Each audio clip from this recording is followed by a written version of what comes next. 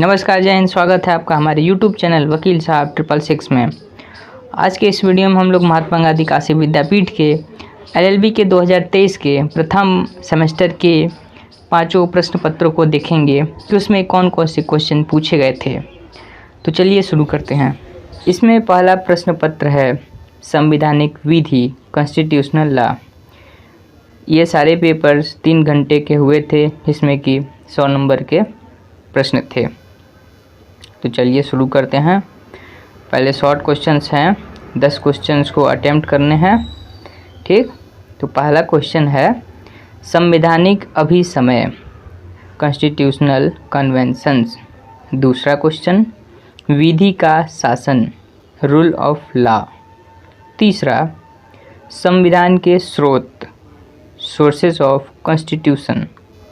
चौथा केंद्र की विधायी शक्तियाँ, लेजिस्लेटिव पावर्स ऑफ यूनियन। राज्य की वित्तीय शक्तियाँ, फाइनेंशियल पावर ऑफ स्टेट। छठा प्रादेशिक क्षेत्राधिकार का सिद्धांत, डॉक्ट्रिन ऑफ टेरिटोरियल नेक्सस। और सातवां है सामंजस्य निर्वचन का सिद्धांत, डॉक्ट्रिन ऑफ हार्मोनियस कंस्ट्रक्शन। आठवां प्रश्न है संसदीय विशेषाधिकार, पार्लियामेंट्री प्रिविलेजेस। और 9वां कार्यपालिका शक्ति, एग्जीक्यूटिव पावर। और 10वां है राजनीतिक प्रश्न का सिद्धांत, डॉक्ट्रिन ऑफ पॉलिटिकल क्वेश्चन। 11वां है राज्य आपात, स्टेट इमरजेंसी। 12वां संपत्ति का अधिकार, राइट टू प्रॉपर्टी। अब सेक्शन बी में लॉन्ग क्वेश्चन है, उसको देखते हैं। पहला क्वेश्चन है भारतीय संविधान की प्रमुख विशेषताओं की विवेचना कीजिए। Discuss the salient features of Indian constitution. केंद्र और दूसरा क्वेश्चन केंद्र और राज्य के विधायी संबंधों की विवेचना कीजिए। Discuss the legislative relations between centre and states. तीसरा प्रश्न है संसद की शक्तियों और कार्यों का वर्णन करें। Describe the power of the function of parliament. चौथा क्वेश्चन उच्चतम न्यायालय एवं उच्च न्यायालयों के क्षेत्राधिकार की विवेचना कीजिए। Discuss the jurisdiction of supreme court and high court. पांचवा क्वेश्चन भारत के संविधान में न्यायपालिका की स्वतंत्रता की अवधारणा कहाँ तक समाहित है, व्याख्या कीजिए। How far the concept of independence of judiciary is maintained under the Constitution of India, explain. छठा क्वेश्चन है सार एवं तत्व के सिद्धांत की विवेचना कीजिए। डिस्कस द डॉक्ट्रिन ऑफ पीट एंड सबस्टेंस।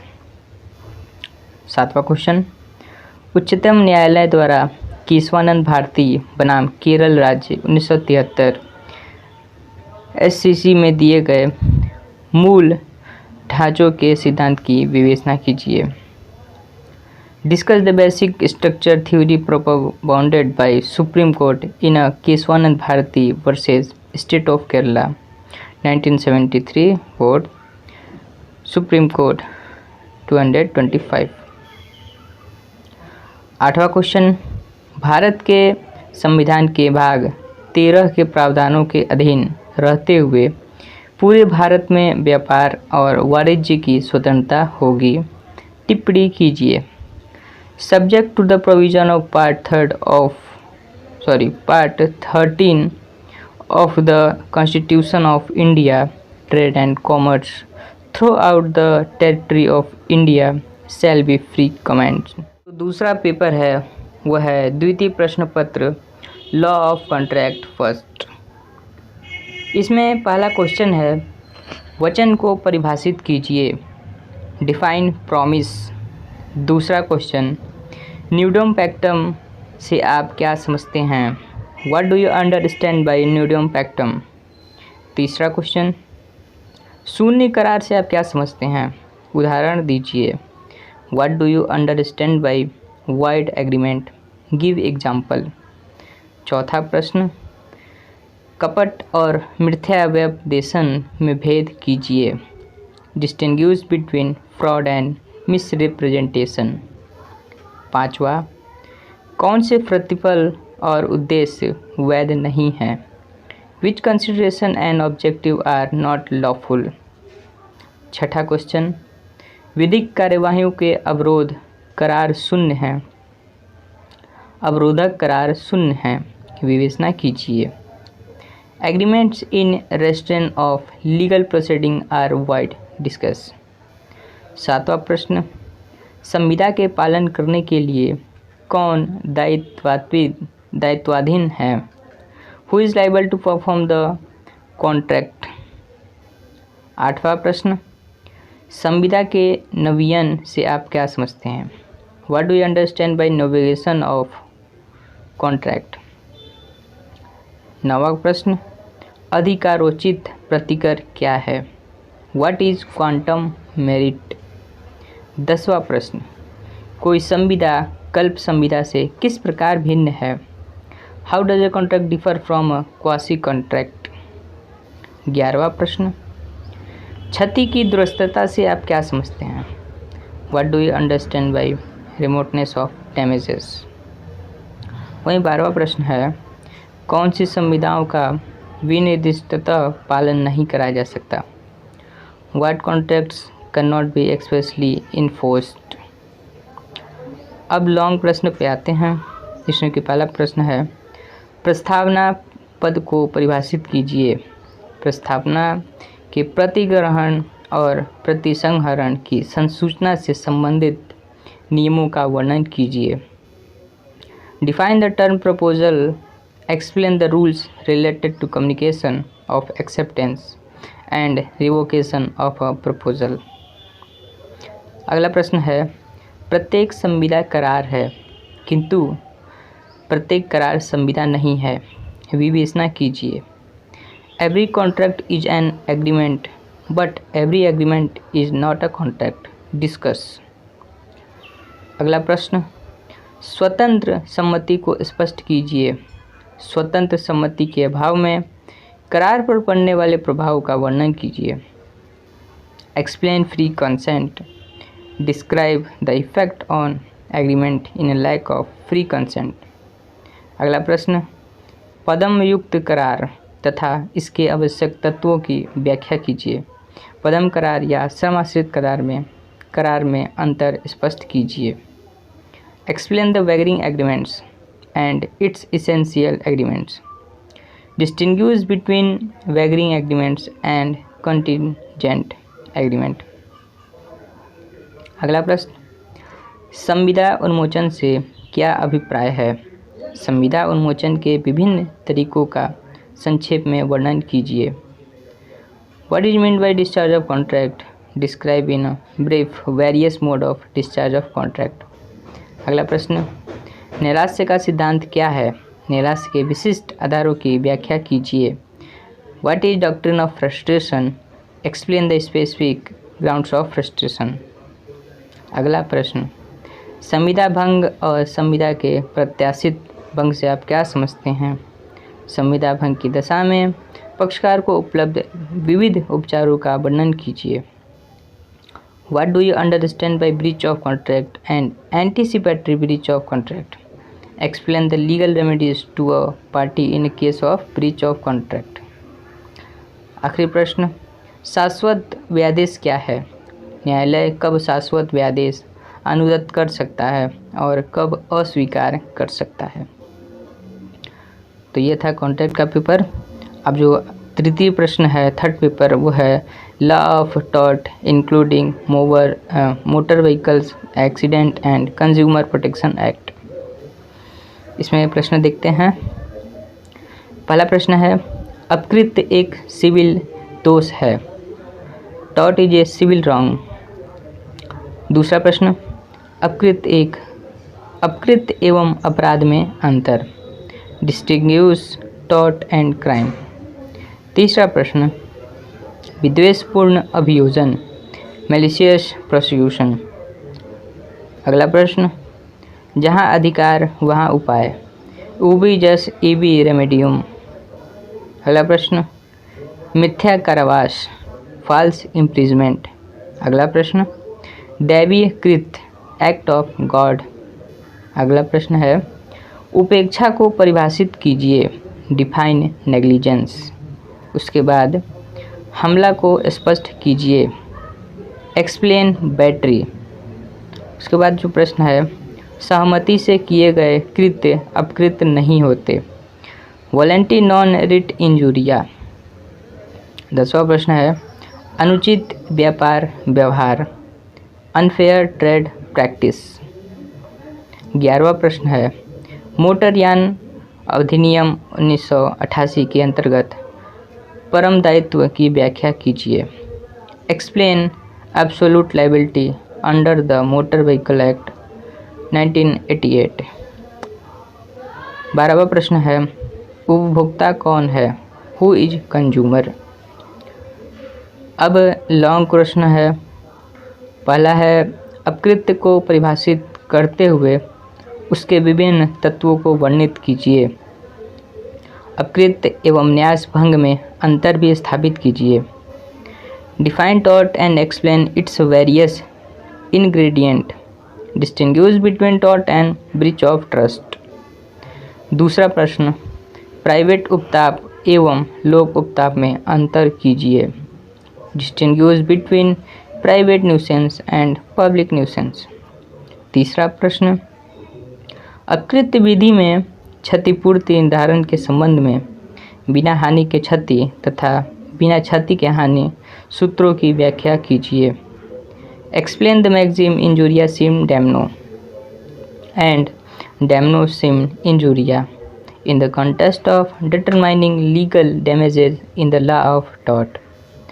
चौथा प्रश्न है, अकृत्य दायित्व के सामान्य अपवादों की विवेचना कीजिए, discuss the general exception to liability of tort.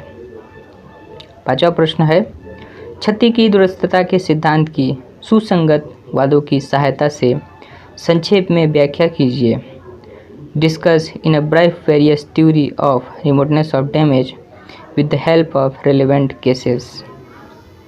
छठा प्रश्न है, एक स्वामी अपने सेवकों द्वारा किए गए अपकृत्यात्मक परिणामों के लिए किन किन परिस्थितियों में उत्तरदायी होता है, in what circumstances is a master liable for circumstances और टॉर्टियस ऑफ हिज सर्वेंट। सातवां प्रश्न, उपभोक्ता संरक्षण अधिनियम के उद्देश्यों एवं मुख्य विशेषताओं की व्याख्या कीजिए, discuss the object and salient feature of the consumer protection act. आठवां, मोटर यान अधिनियम 1988 में वित्त धारा 146 से संबंधित उपबंधों की विवेचना कीजिए, discuss in detail the provision of section 146 of motor vehicles act 1988।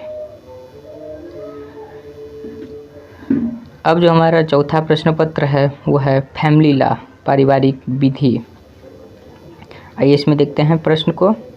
इसमें पहला प्रश्न है, हिंदू विधि किन मामलों में हिंदुओं पर लागू होती है, in what matters Hindu law is applicable to Hindus.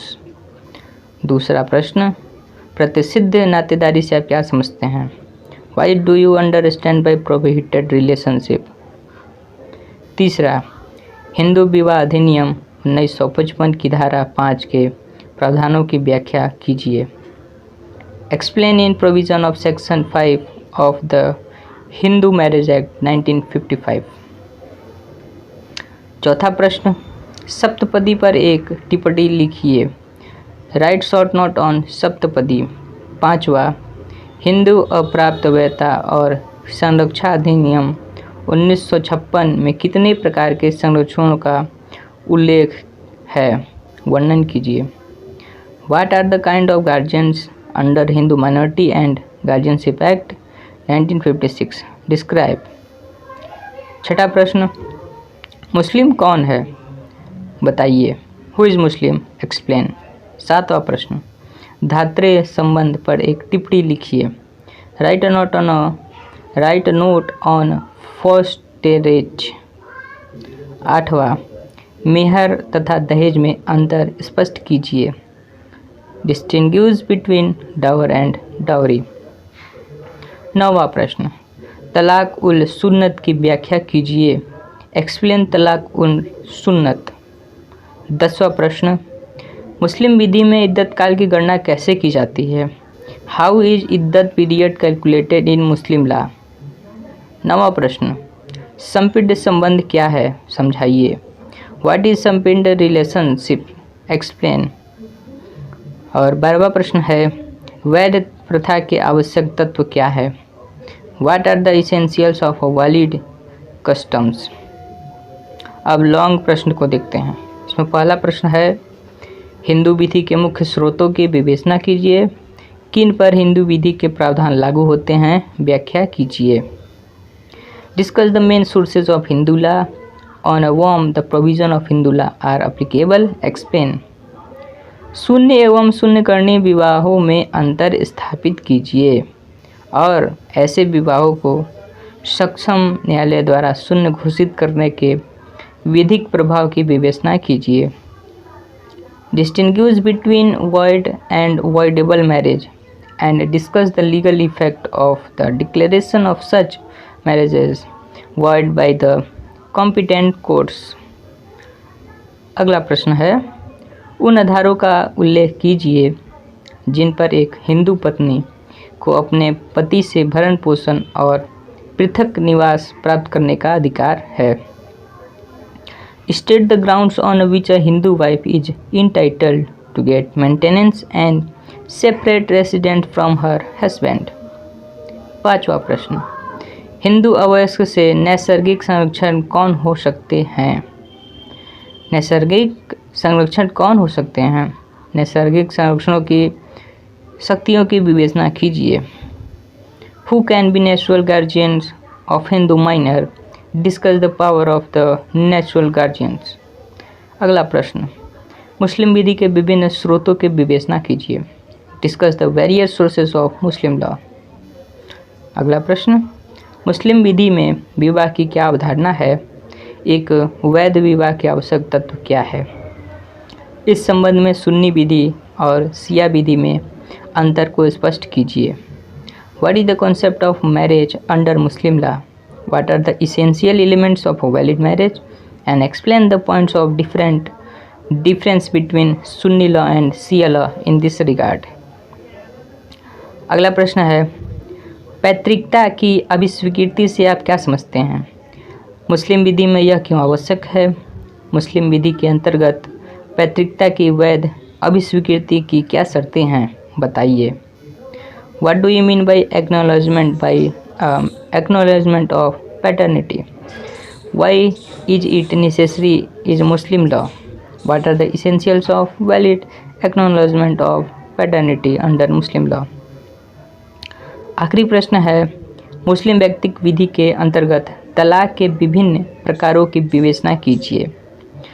उन आधारों की संक्षेप में विवेचना कीजिए जिन पर एक मुस्लिम पत्नी तलाक प्राप्त कर सकती है। Discuss different kind of talaq under Muslim law. Discuss in a brief the grounds on which a Muslim wife can get talaq। अब जो 5वां प्रश्न पत्र है वह है लोक अंतर्राष्ट्रीय विधि, public international law.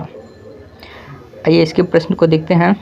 Short answer जो पहला है क्वेश्चन है वह है, संयुक्त राष्ट्र एक शांतिपूर्ण और मुक्त विश्व के लिए हमारी एक बड़ी आशा है। इस कथन के आलोक में संयुक्त राष्ट्र संघ के सिद्धांतों की विवेचना कीजिए। The United nation is hour one great hope for a peaceful and free world. In the light of this statement discuss the principle of United Nations. दूसरा प्रश्न, शरण शब्द से आप क्या समझते हैं? क्या शरण का अधिकार मानव अधिकारों की सार्वभौम घोषणा का एक हिस्सा है? What do you understand by the term asylum? Does the right to asylum form a part of the Universal Declaration of Human Rights? तीसरा प्रश्न, अंतर्राष्ट्रीय विधि के विषय क्या हैं? What are the subjects of international laws?